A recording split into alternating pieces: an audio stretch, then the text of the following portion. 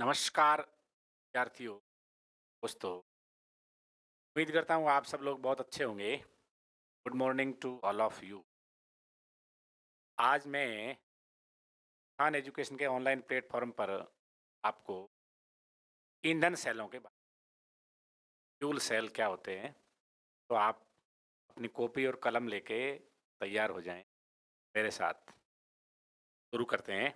ईंधन सेल क्या है?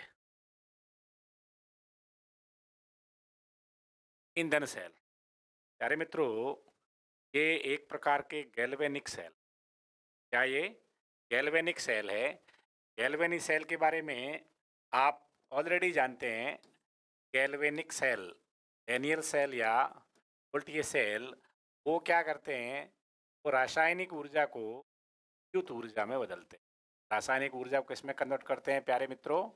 विद्युत ऊर्जा में। यानी सेलों के अंदर रासायनिक अभिक्रिया होती है, सेल्फ या स्पॉन्टेनियस रिडक्शन रिएक्शन, और उसके परिणाम स्वरूप रक्त के रूप में विद्युत ऊर्जा हमें प्राप्त होती है। वो गैल्वेनी सेल है। ईंधन सेल भी हमारे गैल्वेनी है। क्लियर? अगली बात करते हैं। ईंधन का नाम आते ही हमारे दिमाग में एक स्वाभाविक प्रश्न आता है, यहाँ किसी न किसी पदार्थ का दहन होता है, कम्बसन। क्या होता है? दहन, यानी उसे जलाया जाता है। उसे जलाया, जलाने पर ये जो हीट उत्पन्न होती है, ऊष्मा उत्पन्न होती है, ताप उत्पन्न होती है, उस ताप से हम बिजली पैदा करते हैं, इलेक्ट्रिसिटी या विद्युत उत्पादित करते हैं। दहन अभिक्रिया तब तक होती है जब तक ईंधन की बराबर आपूर्ति होती रहती है। तो ठीक इसका प्रिंसिपल ईंधन सेल का भी वैसा ही है। क्या होते हैं ये सेल? इसका पहले अर्थ जान। क्या आपकी उत्कंठा या जिज्ञासा रहेगी? हम ऐसा कह सकते हैं, वे गैल्वेनी सेल जिनमें hydrogen gas, methane, hydrocarbon, methane लें, एथेन, प्रोपेन, ब्यूटेन, या फिर मिथेनॉल, मैथिल अल्कोहल, इनका ईंधन के रूप में उपयोग करके इन्हें ऑक्सीजन की प्रेजेंस में जलाकर ऊष्मा प्राप्त करते हैं, और उस ऊष्मा को इलेक्ट्रिसिटी में कन्वर्ट करने वाले, देने वाले सेल गैल्वेनिक सेल, ईंधन सेल कहलाते हैं। प्यारे मित्रों, ध्यान दीजिए। ध्यान दीजिए, क्या है ईंधन सेल? ऐसे गैल्वेनिक सेल जिनमें हाइड्रोजन, मैथेन, मैथेनॉल आदि ईंधनों की दहन ऊर्जा को सीधे ऊर्जा में परिवर्तित किया जाता है। दहन ऊर्जा को सीधे विद्युत ऊर्जा में परिवर्तित करने वाले गैल्वेनिक सेल ईंधन सेल कहलाते हैं। ठीक है, क्लियर हुआ? ये सेल बड़े ही महत्वपूर्ण होते हैं। ये सेल बड़े ही महत्वपूर्ण होते हैं। क्यों होते हैं सर? ध्यान दीजिए मान जी, क्योंकि ये सेल प्रदूषण मुक्त होते हैं। कैसे होते हैं? प्रदूषण मुक्त, यानी इन सेलों के उपयोग से किसी प्रकार का एनवायरनमेंट में पोल्यूशन नहीं होता। इनका कोई उत्पाद वातावरण में, पर्यावरण में प्रदूषक के रूप में, पोल्यूटेंट के रूप में काम नहीं करता। ये प्रदूषण मुक्त सेल है। वर्ल्ड की सबसे बड़ी समस्या आजकल पूरी प्रदूषण ही है, पूरे ब्रह्मांड की। दूसरा, ईंधन सेलों की दूसरी विशेषता ये है, ये भविष्य के ऊर्जा स्रोत, ये भविष्य के ऊर्जा भविष्य के ऊर्जा स्रोत है। इसका अर्थ प्यारे मित्रों ये है कि अब हम ऊर्जा के रूप में जिन साधनों का इस्तेमाल करते हैं, वो मैक्सिमम पेट्रोलियम पदार्थ है। चाहे वो पेट्रोल है, डीजल है, गैसोलीन है, केरोसिन है, या फिर एलपीजी है, सीएनजी है। ये सब हजारों सालों पहले में उथल पुथल से, जीव जंतुओं और पेड़ पौधों के दबने से पेट्रोलियम पदार्थ बने थे। पेट्रा यानी चट्टान, ओलिव यानी तेल। तो वो पेट्रोलियम पदार्थ बनने में करोड़ों वर्ष लगे थे, और वो परिस्थितियां कब पैदा हो और हमारी आने वाली पीढ़ियां कब उनका इस्तेमाल करते हैं, इसलिए उनके खत्म होने का, समाप्त होने का, वो भंडार खत्म होने का डर है। खत्म हो जाएंगे, डर ही नहीं है। उस परिस्थिति में आने वाली पीढ़ियां ऊर्जा का इस्तेमाल तो करेगी, तो और वो ऊर्जा स्रोत खत्म हो जाएंगे, जीवाश्मीय ईंधन है, कि उन परिस्थितियों में अब हमारा ये फ्यूल सेल काम जाएगा। क्लियर हुआ? अगली बात करते हैं। इसमें इसमें मित्रों ईंधन के रूप में हाइड्रोजन का, मेथेन का या मेथिल अल्कोहल का इस्तेमाल किया जाता है। दूसरा, आजकल आपके मन में ये भी आता है कि सर विद्युत संयंत्रों में परमाणुीय अभिक्रिया द्वारा या कोयला जलाकर, भाप बनाकर, भाप या वाष्प से टरबाइन चलाकर हम बिजली पैदा करते हैं, जिन्हें ऊष्मीय संयंत्र कहते हैं। उन विद्युत संयंत्रों का नाम क्या है? ये संयंत्र, यानी जो हीट है उससे ऊर्जा पैदा की जाती है। उन ऊष्मीय संयंत्रों में एक कमी यह है कि उनकी एफिशिएंसी 40% है। Matter must be noted. ऊष्मीय संयंत्रों से जिन्हें जिनसे हमें बिजली प्राप्त होती है, कोयला जलाकर, केरोसिन, डीजल या प्राकृतिक गैस जलाकर, उन एफिशिएंसी, उनकी क्षमता, कार्य क्षमता, वो या मैं यूं बोलूं दक्षता केवल 40% है। लेकिन ये जो आपका ईंधन सेल है, इसकी दक्षता 65 से 70%। Point must be noted. ईंधन सेलों की दक्षता विद्युत संयंत्रों की तुलना में, ऊष्मीय संयंत्रों की तुलना में बहुत अधिक है। ऊष्मीय विद्युत संयंत्रों की तुलना में ईंधन सेल की दक्षता कितनी अधिक है? लगभग 30% अधिक है। ये महत्वपूर्ण है। ये हम जितना ईंधन इस्तेमाल करते हैं, ईंधन का 70% भाग है वो ऊर्जा प्रदान करता है, उसमें खर्च होता है, काम आता, यही महत्वपूर्ण है। चलिए मित्रों, हम ये जानते हैं कि इन ईंधन सेलों में अभिक्रिया करवाने के लिए ईंधन और ऑक्सीजन के मध्य उत्प्रेरक के रूप में किसका इस्तेमाल होता है?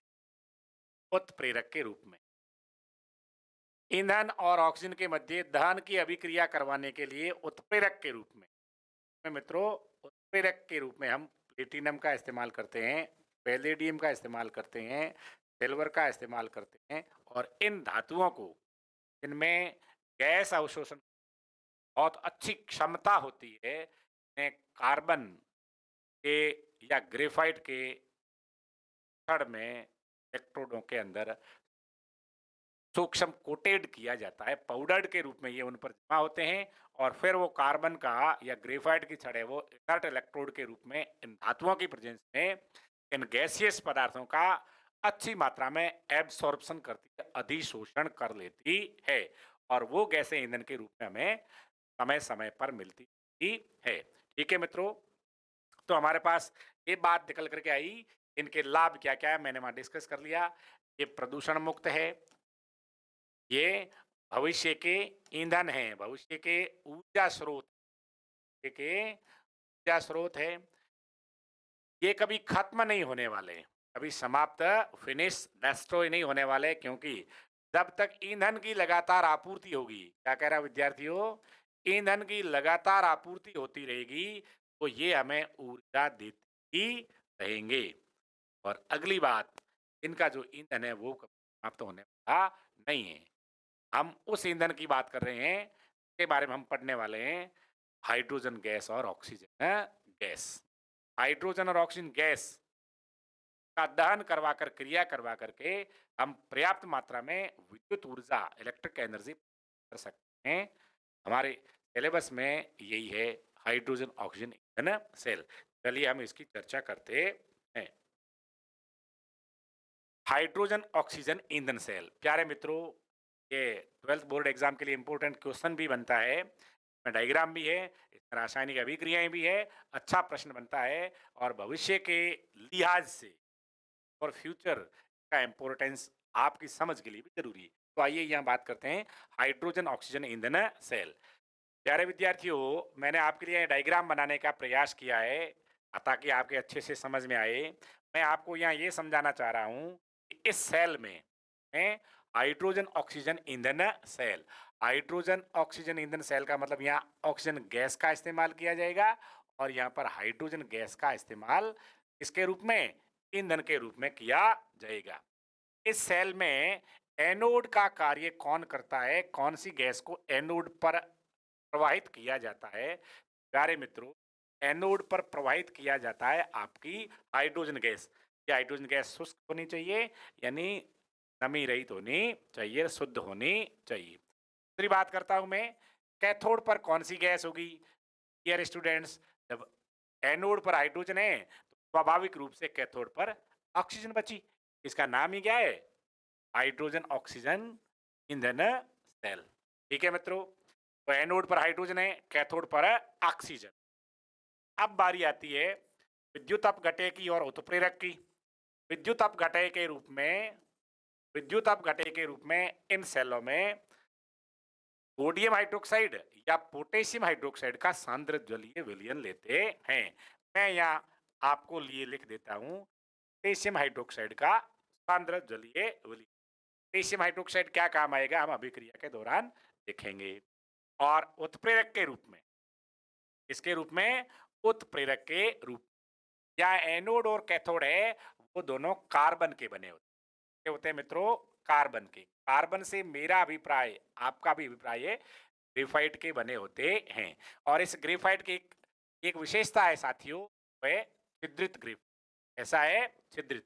पहले ही मैंने कहा था कार्बन का, ग्रेफाइट का एक कोरस छड़ या इलेक्ट्रोड लेते हैं, उस छिद्रों में, रंध्रों में प्लेटिनम, पैलेडियम या सिल्वर के पाउडर को कोटेड, लेपित या चिपकाया रहता है कि ये इन पर आने वाली हाइड्रोजन और ऑक्सीजन गैस को अधिक मात्रा में एड्सॉर्ब करती है, अधिशोषित करती, अवशोषित नहीं, अधिशोषित करती है।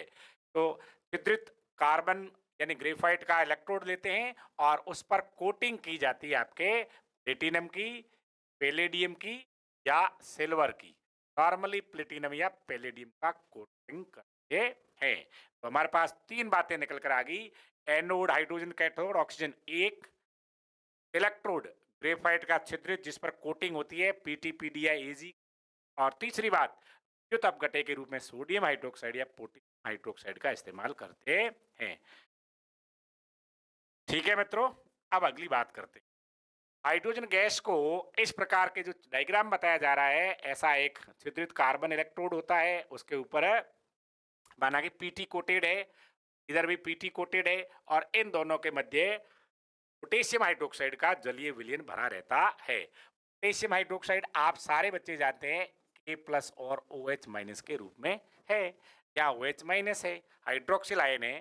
ठीक है मित्रों, इन क्रियाओं से क्या होता है, इस तरफ से हाइड्रोजन, इस तरफ से ऑक्सीजन, दोनों समान ताप और दाब पर।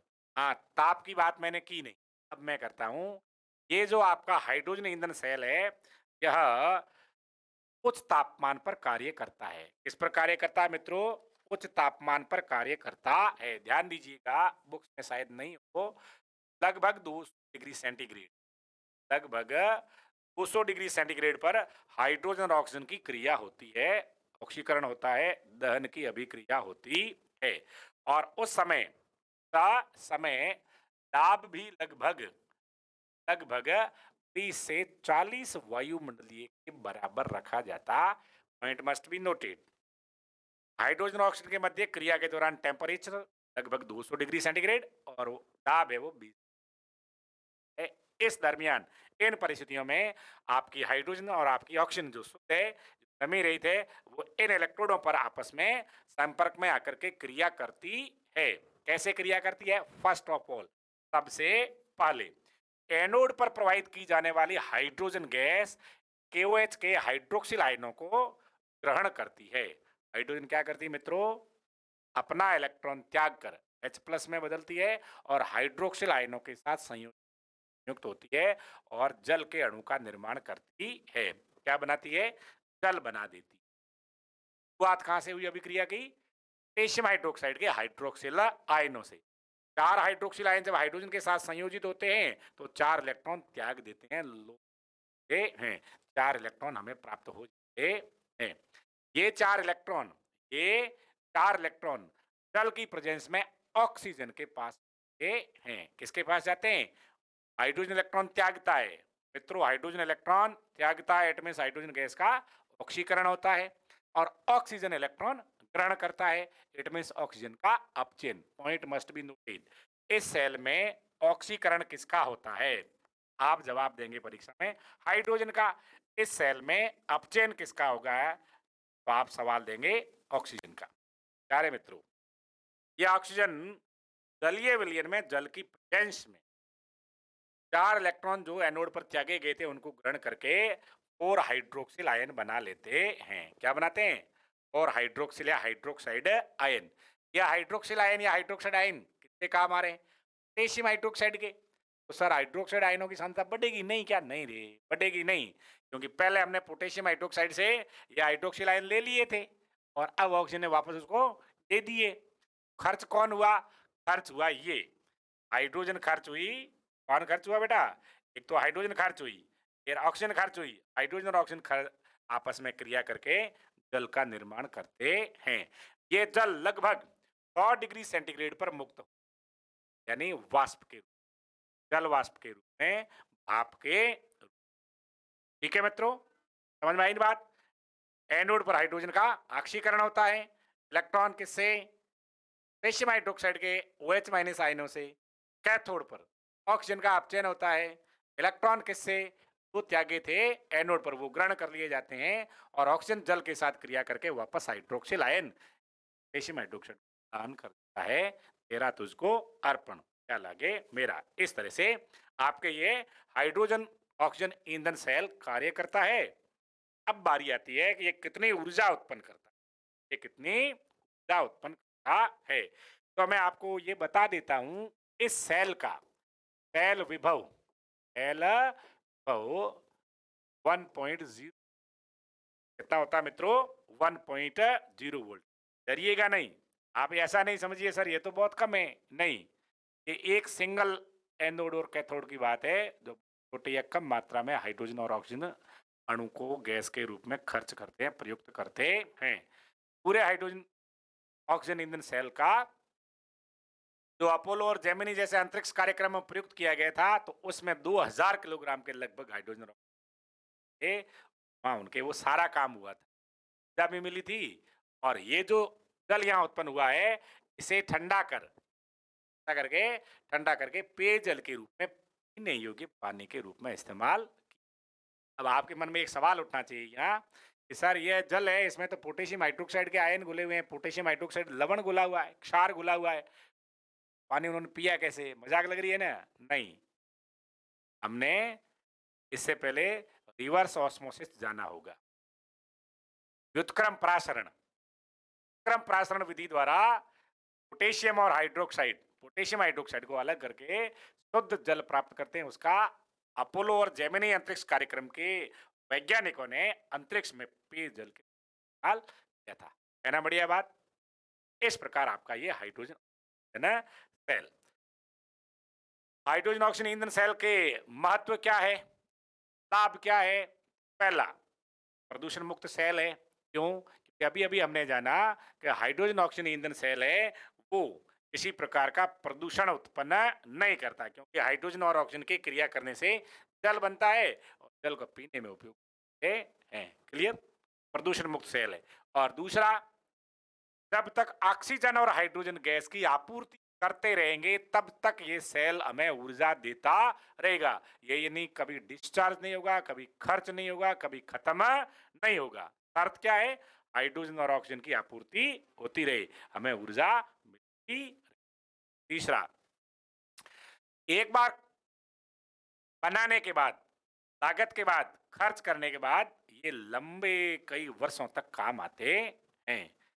और अगला, भविष्य के ऊर्जा स्रोत, आने वाले कल की वर्ल्ड की जो अर्थव्यवस्था है वो हाइड्रोजन और ऑक्सीजन ईंधन सेल पर ही आधारित है। ठीक है मित्रों, तो ये इसके लाभ हो गए। अब हम आगे बढ़ते हैं, हमारा अगला बिंदु बनता है संक्षारण को लेकर। क्या है? कोरोजन के बारे में चर्चा करते हैं। संक्षारण, प्यारे मित्रों, आप अच्छे से जानते हैं संक्षारण का मतलब होता है कोरोजन, और कोरोजन का मतलब होता है, आपने कई बार देखा होगा वर्षा ऋतु में, वर्षा के दिनों में हमारे वातावरण में नमी की प्रेजेंस से या प्रदूषक पदार्थों की प्रेजेंस से सबसे पहले लोहा, तांबा, कांसा और यहाँ तक कि चांदी। अब आप समझ रहे होंगे चांदी पर सर जंग लगता है क्या? हाँ, चांदी पर जंग लगता है। संक्षारण का अर्थ ही जंग है। क्या है? संक्षारण का अर्थ क्या है? जंग। जंग यानी रस्ट। तो हम मारवाड़ी में काट भी बोलते, काट लग जाता है ना। अब हम बात करते हैं संक्षारण की। इन धातुओं पर वर्षा ऋतु में जंग लगता है। अब स्वाभाविक प्रश्न उठता है, यदि वर्षा नहीं हो, नमी नहीं हो, वायुमंडल में अधिक आर्द्रता नहीं हो, तो क्या जंग नहीं लगेगा? लगेगा। मैं आपको ये दिखाना चाह रहा हूं, संक्षारण दो प्रकार का होता है। संक्षारण कितने प्रकार का होता है मित्रों? दो प्रकार का। एक का नाम है ड्राई कोरोजन। क्या नाम है डियर स्टूडेंट्स? Dry corrosion. ये ड्राई कोरोजन क्या है? ध्यान दीजिएगा।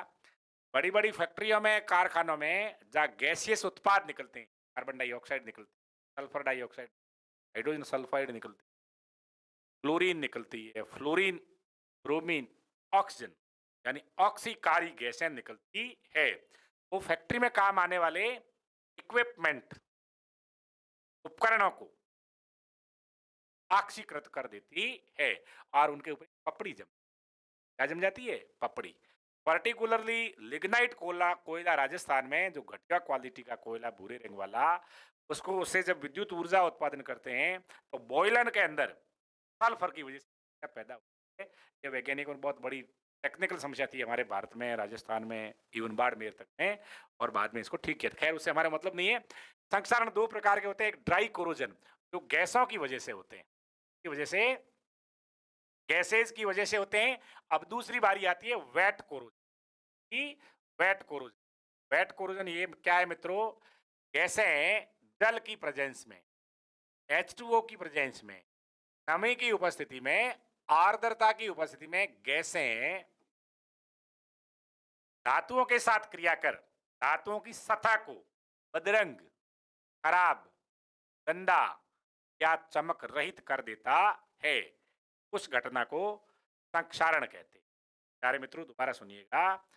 आर्द्रता की उपस्थिति में, नमी की उपस्थिति में गैसों द्वारा, पर्टिकुलर विशेष रूप से ऑक्सीजन द्वारा, विशेष रूप से लोहे की वस्तुओं की सतह पर चमक गायब करके अन्य पदार्थ बन जाता है, उसकी पपड़ी जम जाती है, जिसको हम रस्ट या जंग कहते हैं। और ये संपूर्ण प्रक्रिया संक्षारण है। क्या है?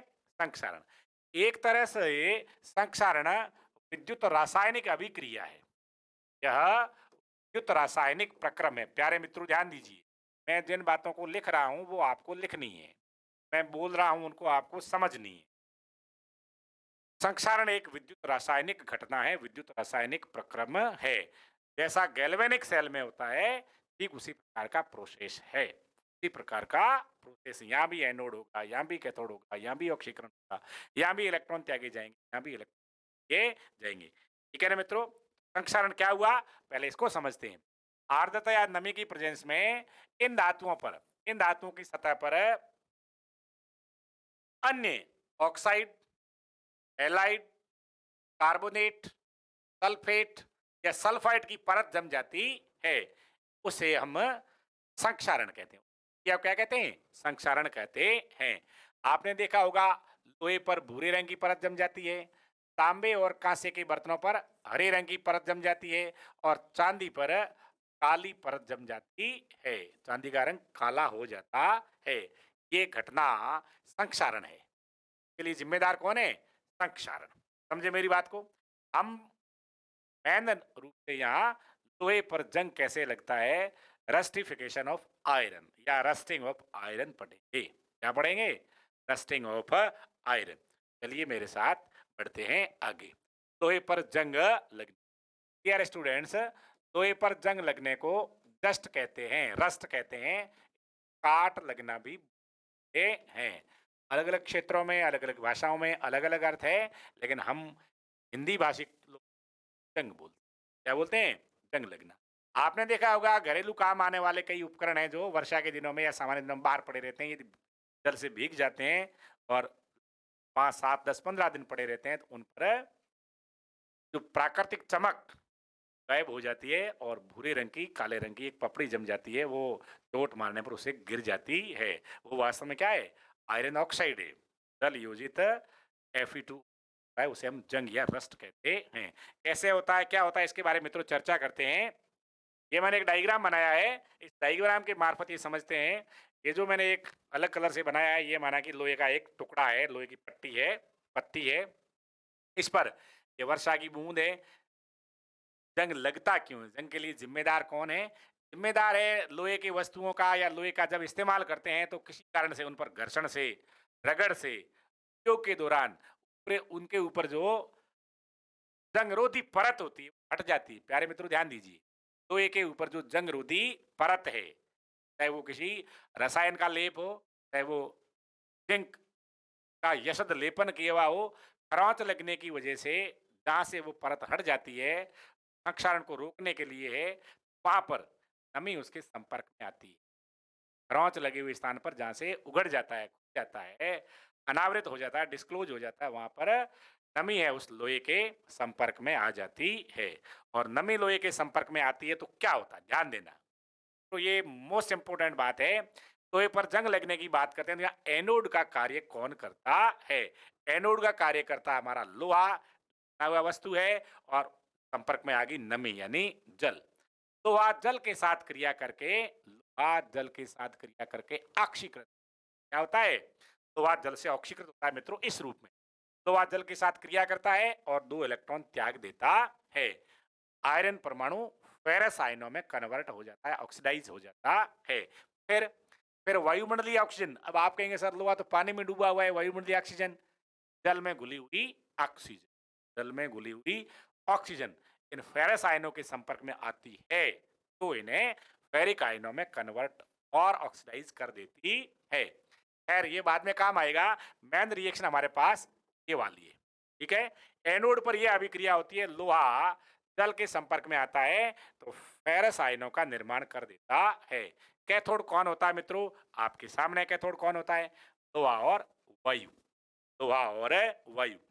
हम मुख्य रूप से यहाँ ऑक्सीजन की चर्चा करेंगे, हम कार्बन डाइऑक्साइड की भी चर्चा करेंगे, अन्य गैसों H2S की, सल्फर डाइऑक्साइड की, क्लोरीन की, उनकी गणना करने वाले हैं, ठीक है ना। तो लोहा और वायु का ये जो मिश्रण है, वायु के संपर्क में तो रहता है ये लोहा, ये कैथोड का काम करता है और तब क्या होता है? ऑक्सीजन प्रोटॉनों के साथ, हाइड्रोजन धन आयनों के साथ संयुक्त होकर के 4 इलेक्ट्रॉन जो यहां से त्यागे जा रहे हैं, डबल बार रिएक्शन हो जाएगी, ग्रहण करके जल का निर्माण करती, जल में गली हुई ऑक्सीजन जल का निर्माण करती है। ध्यान दीजिए, ये प्रोटॉन कहां से आए? ये ऑक्सीजन के साथ H प्लस जल में घुली हुई है, H प्लस कहां से आया? प्यारे मित्रों, वायुमंडल में कार्बन डाइऑक्साइड गैस है, इसलिए हमने यहाँ वायु लिखा है, ऑक्सीजन नहीं लिख के क्या लिखा है? वायु। वायु लिखने का कारण क्या है? प्यारे मित्रों, कैथोड पर वायु लिखने का तात्पर्य ये है, लोहे के साथ ऑक्सीजन क्रिया करेगी, किसके रूप में? या कार्बन डाइऑक्साइड जो है वो पानी में घुल करके विद्युत अपघटय का निर्माण करती है। इसका ध्यान दीजिए, ये जल है और इसमें कार्बन डाइऑक्साइड घुली, जल में कार्बन डाइऑक्साइड घुल करके H2 क्या बना लिया? कार्बोनिक अम्ल। क्या मित्रों, क्या बनाया? कार्बोनिक अम्ल, कार्बेमिक नहीं, कार्बोनिक। ये एक दुर्बल अम्ल है, कार्बन डाइऑक्साइड के जल में से बनता है। ये इस तरह से योजित होता है H प्लस और CO3 2 माइनस के रूप में। इसकी कोई भूमिका हमारे लिए अभी है नहीं यहाँ। ये H प्लस है, ये यहाँ आए हैं, ये ऑक्सीजन के साथ आए हैं और ऑक्सीजन इन H प्लस से संयोग करके, क्या करके? संयोग करके इलेक्ट्रॉन ग्रहण करते हुए जल का निर्माण कर देती है। इस प्रकार मामूली सी नमी जो कार्बन डाइऑक्साइड के साथ मिलकर H प्लस आयन प्रदान कर रही थी, जल का निर्माण होकर इस प्रकार ये एक जल का अणु है, इसके अंदर ऑक्सीजन घुली हुई। प्यारे मित्रों ध्यान दीजिए, चित्र पर डायग्राम बहुत इंटरेस्टिंग बनाया मैंने। ये जल और ऑक्सीजन एनोड का कार्य करती है, क्या कार्य करती है? एनोड का। और ये लोहा और जल, लोहा और जल ये कैथोड का काम करते हैं। का कैथोड का काम। जल कौन सा? ये वाला। और ऑक्सीजन कौन सी? जो जल में घुली हुई है, ये वाली। ये दोनों, ये दोनों कौन? आयरन और जल आपस में क्रिया करके आयरन ऑक्साइड बनाते हैं, ये आयरन, और या खरोच में भरा हुआ जल क्रिया करके आयरन ऑक्साइड, ये आयरन ऑक्साइड फेरिक, सॉरी, ये आयरन फेरस में बदला और ये फेरस वायुमंडलीय ऑक्सीजन से क्रिया करके पुनः फेरिक में भी बदल सकता है। ये फेरस आयन है, ये फेरस आयन, ये कहाँ जाएंगे मित्रों, ये फेरस आयन उन्हें वायुमंडलीय ऑक्सीजन पर ऑक्सीकृत होकर फेरिक का निर्माण कर देते हैं। और फिर किस प्रकार से वायुमंडलीय ऑक्सीकरण और होता आगे, संपूर्ण अभिक्रिया को हम इस प्रकार लिख सकते हैं, यह आपके एनोड पर होने वाली अभिक्रिया या आपके कैथोड पर होने वाली अभिक्रिया दोनों मिलाकर लिखें तो ये आयरन इस तरह से, ये ऑक्सीजन, ये 4H प्लस अभिक्रिया में भाग लेकर आए कहां से, कार्बोनिक अम्ल से, तो Fe2 प्लस और जल का निर्माण कर लेते हैं। इस प्रकार ये संपूर्ण अभिक्रिया है इस गैल्वेनिक सेल की, संक्षारण की, लोहे पर जंग लगने की। इस ये अभिक्रिया परीक्षा में कई बार पूछी। इस अभिक्रिया के द्वारा ये जो आयरन के फेरस आयन बने हैं, लोहे के फेरस आयन बने हैं, ये फेरस आयन पुनः वायुमंडलीय ऑक्सीजन द्वारा, प्यारे मित्रों ध्यान दीजिए, वायुमंडलीय ऑक्सीजन द्वारा जल की प्रेजेंस में ऑक्सीकृत होकर के फेरिक बना ले, क्या बना लेते हैं, फेरिक। मैंने पहले आपको यह बताया था कि फेरस आयन है वो वायुमंडलीय ऑक्सीजन की प्रेजेंस में ऑक्सीजन की उपस्थिति में ऑक्सीडाइज होकर के फेरिक आयनों का निर्माण कर देते हैं और एक इलेक्ट्रॉन रिलीज करते हैं। खैर वह वापस लिख दिया मैंने, फेरस आयन जल की प्रेजेंस में ऑक्सीजन से ऑक्सीकृत होकर, इसको वायुमंडलीय ऑक्सीकरण कहते हैं। क्या कहते हैं, वायुमंडलीय ऑक्सीकरण से फेरिक ऑक्साइड क्या बना, फेरिक ऑक्साइड। इसका नाम फेरिक ऑक्साइड क्यों है, इसलिए क्योंकि ऑक्सीजन का ऑक्सीकरणांक -2 है, 3 परमाणु में -6 हो गया, और ये 2 परमाणु हैं, 2 परमाणु पर कितना आवेश हो कि टोटल कैटाइन +6 हो जाए, 2 × 3, यानी इस पर +3 चार्ज है, इस 2 चार्ज है, इसलिए इसका नाम है फेरिक ऑक्साइड। और ये H+ आयन है वो जल में रहते हैं। अब आप ध्यान देंगे ये जो फेरिक ऑक्साइड है वो जल के अणुओं के साथ क्रिया करके कितने अणुओं के में उपलब्ध है, इसके लिए कोई फिक्स फॉर्मूला, निश्चित रासायनिक सूत्र नहीं है। जल के अणु 2 के साथ, 3 के साथ संयुक्त होकर आयरन ऑक्साइड इस प्रकार से Fe2O3.XH2 रस्ट या जंग का निर्माण कर लेते हैं। इस तरह से हम लोहे पर संक्षारण किस प्रकार होता है उस प्रक्रिया को समझ गए, ये जंग हमने। ठीक है मित्रों, उम्मीद करता हूं कि आपको ये संक्षारण वाली घटना समझ में आई होगी। अब हम उन बातों को पढ़ते हैं जिनके द्वारा समझ पाएंगे कि लोहे पर संक्षारण कैसे रोका जा सकता है, धातुओं पर रस्टिंग को कैसे रोकी जा सकती है। उसके लिए हमारे पास संक्षारण से बचने के उपाय है। सबसे पहला उपाय आप जानते हो, वह गैल्वेनीकरण। क्या है मित्रों, गैल्वेनीकरण। इसको गैल्वेनाइज्ड आयरन भी कहते हैं। क्या कहते हैं, गैल्वेनाइज्ड आयरन। बाजार में जब वस्तुएं खरीदते हैं तो चाहे वो चद्दर पत्थर हो, चाहे तार हो, चमक वाले होते हैं, चांदी जैसी चमक है, उसे थोड़े कम होते हैं, ठीक है ना। सफेद चमक वाले होते हैं, लोहा तो काले रंग का होता है, चमक का कारण होता है उसके ऊपर जडेन का लेपन है। किसका, प्यारे मित्रों ध्यान दीजिए, लोहे पर दस्ते का लेप करना गैल्वेनीकरण कहलाता है, यशद लेपन कहलाता है। क्या कहलाता है, यशद लेपन। अब आपके दिमाग में स्वाभाविक प्रश्न उठा होगा कि सर लोहे पर जस्ते का लेप क्यों करते हैं, सस्ता इसलिए, जस्ता सस्ता तो है ही है, उसके साथ एक और बात है, लोहे के ऑक्सीकृत होने से, संक्षारित होने से पहले जिंक का ऑक्सीकरण या संक्षारण होता है। यानी जिंक ये कहता है कि मेरे होते हुए तेरा संक्षारण कोई कर नहीं सकता, क्योंकि विद्युत रासायनिक श्रेणी में जस्ता ऊपर है और लोहा नीचे। जस्ता सक्रिय धातु है, लोहे की तुलना में अधिक क्रियाशील है, अधिक ऑक्सीकारी है, इसलिए पहले इसका ऑक्सीकरण होता है। ठीक बात है ना, ठीक है। गैल्वेनीकरण के द्वारा लोहे का संक्षारण रोकते हैं, गैल्वेनीकरण के द्वारा। इसलिए मार्केट में जो लोहा मिलता है ना, उसको दुकानदार है वो जीआई बोलते हैं कि सर ये तो लोहा जीआई है, जीआई यानी गैल्वेनाइज्ड आयरन है। अगली बात करते हैं, लेपन करके धातु की सतह पर या धातु से बने हुए उपकरण पर लेप करते हैं। किसका लेप करते हैं, पेंट कर देते हैं। क्या करते हैं, पेंट यानी रंग रोगन। क्या करते हैं, रंग रोगन। या कई बार घरों में ग्रामीण क्षेत्रों में चिकनाई का लेप भी कर देते हैं। चिकनाई का लेप यानी जो स्नेक लुब्रिकेंट ऑयल होता है मशीन में उपयोग के बाद में उसका भी लेप कर दिया जाता है। उससे क्या होता है, उससे नमी और पानी और ऑक्सीजन वो लोहे की या धातु की सतह के संपर्क में आते नहीं है और जंग होता नहीं है। जंग लड़ते काट लगता नहीं। अगली बात करते हैं, इन्हें बिस्फिनोल एक रासायनिक पदार्थ है, उसका लेप कर देते हैं। धातुओं की सतह पर बिस्फिनोल का लेप कर देते हैं। और तीसरा, इन्हें नाइट्रिक अम्ल जैसे प्रबल ऑक्सीकारी अम्लों में, उबलते हुए अम्ल में धातुओं को डालकर बाहर निकाल लेते हैं, तो इनके ऊपर ऑक्साइड की रक्षक परत का निर्माण हो जाता है। किसका निर्माण होता है मित्रों?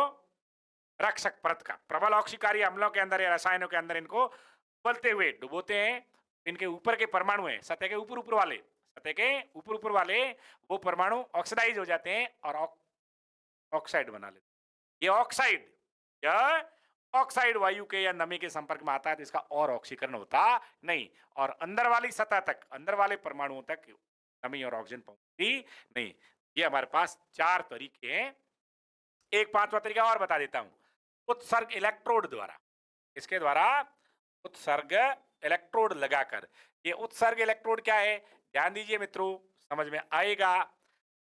यदि लोहे की वस्तुएं पड़ी है बाहर और उन पर जंग लगता है तो आप उनके साथ लोहे से अधिक क्रियाशील धातु, चाहे जस्ता हो, चाहे एल्यूमिनियम हो, चाहे मैग्नीशियम हो, चाहे और कोई हो, उनको यदि बांध देते हैं, यदि प्लेट लगा देते हैं, तार द्वारा बांध देते हैं, वायर द्वारा, तो उन पर तब तक जंग नहीं लगता जब तक कि वो अधिक क्रियाशील धातु जंग लड़ती रहती है, यानी वो उन खुद पर जंग नहीं लग जाता। मेरे कहने का अभिप्राय सीधा सा है। आपने पेट्रोल पंप पर देखा होगा, पेट्रोल पंप में पेट्रोल रखे जाने, भंडारित करने वाली जो लोहे की टंकियां हैं, लोहे के टैंक, वो जमीन के अंदर दबाए हुए हैं, ठीक है, और उन पर जंग कम लगता है या नहीं लगता। उसका कारण क्या है, उनके साथ एक प्लेट लगा देते हैं मैग्नीशियम, इसकी लोहे से अधिक क्रियाशील कोई सा भी धातु है उसको लगा देते हैं। जब तक सारा का सारा ये अधिक क्रियाशील धातु का टुकड़ा खर्च नहीं होता, खत्म नहीं होता, तब तक लोहे पर जंग नहीं लगता। तो इसलिए इसको उत्सर्ग कहते हैं। ये अपना बलिदान करता है, ये खुद खत्म हो जाता है लड़ाई में, संक्षारित होने में। बात बारी आती है लोहे के टैंक की।